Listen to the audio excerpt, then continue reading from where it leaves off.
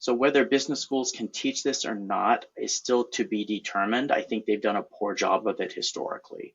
However, the way they teach and the way we teach are just radically different. And I'll give you an example.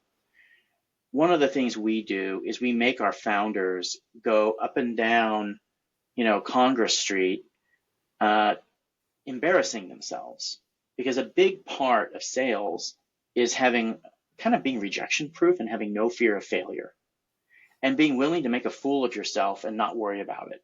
And I know that sounds a little bit crazy, but a lot of people have real anxiety about cold calling. And the way you get them past that is you do what we do. And I'll tell you what we do because it's kind of fun. We make them go down and they have someone who's like their videographer, and they walk up to a stranger and they say, do you mind if I interview you on film for a project I'm working on for a class?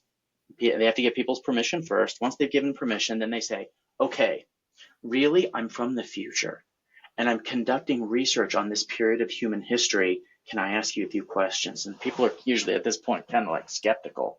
And the first thing they ask them is, well, how do you feel about the gluten-free diet? And then they ask them, what do you think about global warming?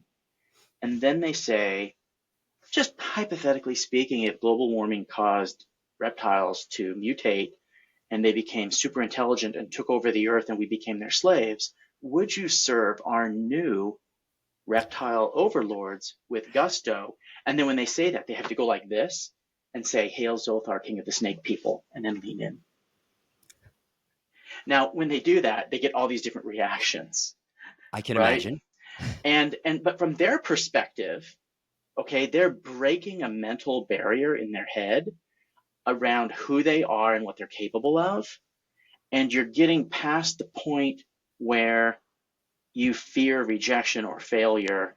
And if you can go and talk to 20 people on Congress Street about Zothar, king of the snake people, then you come back to the office and we ask them, how easy is it now to cold call after doing that? And universally, people are like, oh my gosh, it's so much easier just to call people and talk to them, because mentally they see themselves now being able to have these conversations, and it changes how they feel. And if you can change how people feel about themselves, then they will change their behavior.